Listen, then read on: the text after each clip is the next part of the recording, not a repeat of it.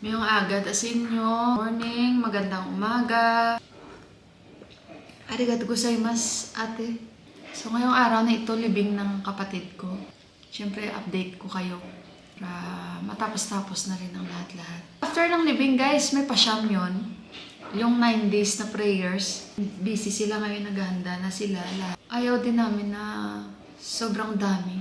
Kasi yung tama lang, yung budget namin. And tulong-tulong kami pati yung asawa ng pinsan namin. So, ayun, kasi may konting business sila sa mga pagkain, sa mga cakes. Siya din nakikipag-coordinate din sa amin na kung ano yung mga tulong na may tulong niya. So, sa kanya kami nag-order ng mga pagkain para sa taong pupunta sa libing ng kapatid ko. So, lahat yun naayos.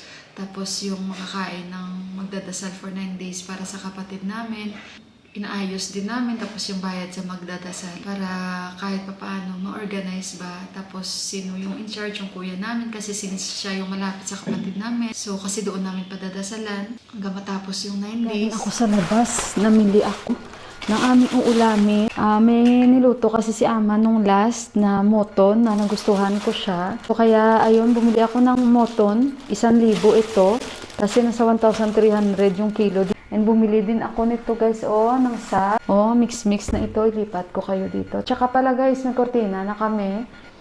Yan, simple lang kasi yan lang naman yung gusto ko. Magkakurtina para lang matakpan lang. At syempre yung mga babies ko, hindi mainitan yung rice cooker, and then yung air fryer natin. Yung kabila, hindi pa namin mailagay kasi, ayun nga, hindi pa kami nagka-time ni Ama. Pero nandyan na siya guys, yung kurtina na to. Hindi ko lang naipakita sa inyo. To, si Ama nito nang pili kasi nga, syempre para matching din naman sa ating wall dito sa kusina. So, ito siya, bali dalawa yan na ilalagay natin dyan, Ayan, dahil kita nyo naman yung kurtina natin. Simple lang din, palalagyan pa namin ng curtain rod dyan. Ayan, simple lang ito guys. Ganito lang yung kurtina dito. Para matakpan ng at tuwing gabi, hindi rin ako kita dun sa kabilang bahay na minsan umaganon-ganon pa ako, tumitikim-tikim ako dito ng aking mga niluluto. Kasi syempre makikita yung paggabi kami sa loob kasi nga yung window namin, parang ganon yung klase. Pag araw, hindi nyo makikita sa loob, pero pag gabi, lalo nakaandar yung ilaw, kitang-kita kami sa loob. Bumili din ako para si Yon, mamaya meron siyang kakainin and yung favorite ni Yon na juice, guys. So ngayon, magluluto na ako dahil alas 10 na pasado dito and sobrang parang hectic yung schedules or yung mga nangyayari. Dahil nga, ngayon nga ang libing ng kapatid ko, diba? Lutuin ko muna to na yung moton. So, ito yung nilalagay ni Ama actually sa moton na niluto niya. Ito yun. Parang may mga tinik-tinik siya. Nakalimutan ko ang pangalan. Pero masarap ito guys. Hindi ko lang alam kung anong klaseng pangalan ng gulay na ito. Ayan Ano mo lang siya, kaliskisin mo lang naman ito. Hindi man ito masakit yung kanyang tinik. Hindi masakit. So, ilipat ko muna itong mga baso namin. Alam nyo guys, sabi ng bunso namin, diba na-cremate yung kapatid namin, mas lesser yung lungkot na naramdaman kaysa sa nakakabaong ba siya. So kaya nung makita ng papa namin, medyo hindi naman siya ganun na grabe yung hagulgul niya. Siguro naubos na rin yung luha ng tatay namin at lagi namin kinakausap kaya unti-unti niyang natatanggap talaga, Bumili ako ng bagong parang mixer namin na mabilis na ako makagawa ng paste.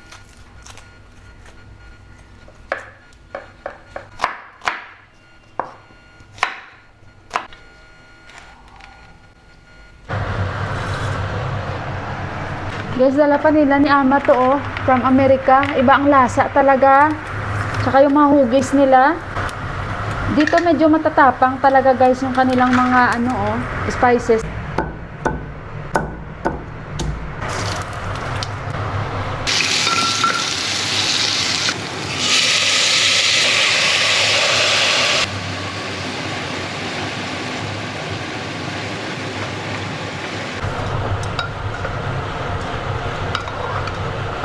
So, meron din silang binili na pepper grinder ni Ama at magagamit na rin natin.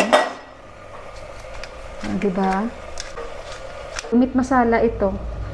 Na-mix ko kasi kahapon, guys, yung nalilito ako sa turmeric na kulay ni Ama kasi halos pareho sila na kulay. Pero malaman mo yung amoy kasi halos pareho sila. Tapos magbalat ako ng gulay na yun. Natanggal lang nilang ganito, oh. Yung parang mga tinik. Sarap ito. Nilalagay nila ito sa atsar. Kinikis-kis nila itong parang tinik. Yan. Tapos slice nila sa gitna. Tapos ito, yan. Nililinis nila yan sa loob. Guys.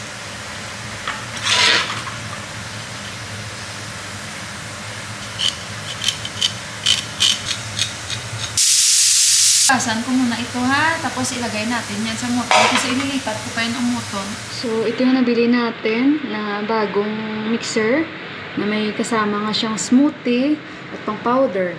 So, mas madali na sa akin no? Hindi na ako hirap kaysa sa magiling-giling ako sa bato. Ayan.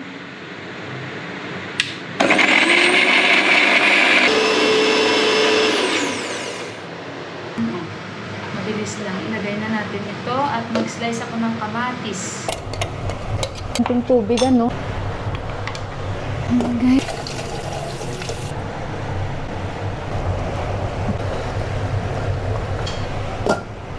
Pwede ko na ito pakuluan sa buto. Skeleton na yung aming guys. Oh, pressure cooker. Gawa nga nalaglag siya.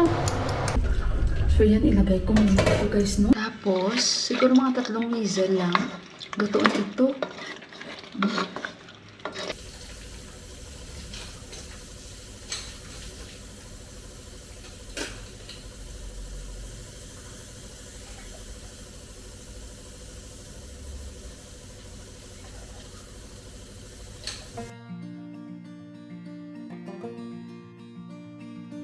Ruby, she was made for going west. Did not protest my wandering ways. Ruby, she was pretty as they come. 28 years young and unafraid. She gave Siya guys, yung moto natin, medyo malambot na. Ilipat ko siya dito. Hanggat sa parang mag-dry talaga siya.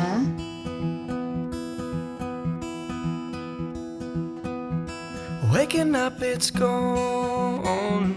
It leaves us feeling cold again.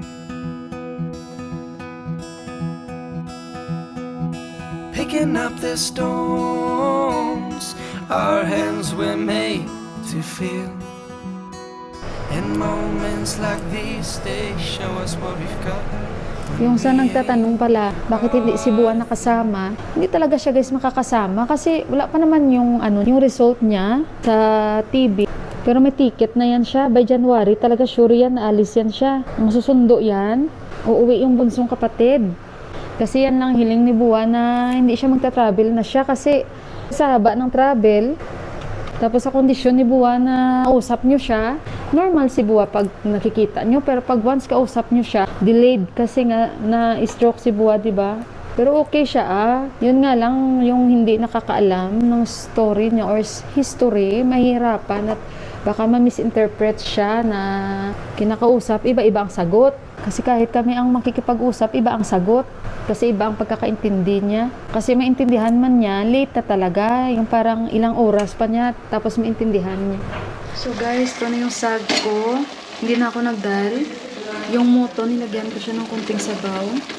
Ito guys, ginisa ko lang ito sa turmeric powder, konting asin at ton. Luto na siya, luto na ito, patayin ko na. Yung nilagay ko na daon, hindi ko na siya nakita guys. Kasi nga, nagdurog na sa pressure cooker, naging gravy na siya. Okay na rin yan, dagdag din yung lasa. So yan lang. Gatent ako ng guys na misa ng kapatid ko.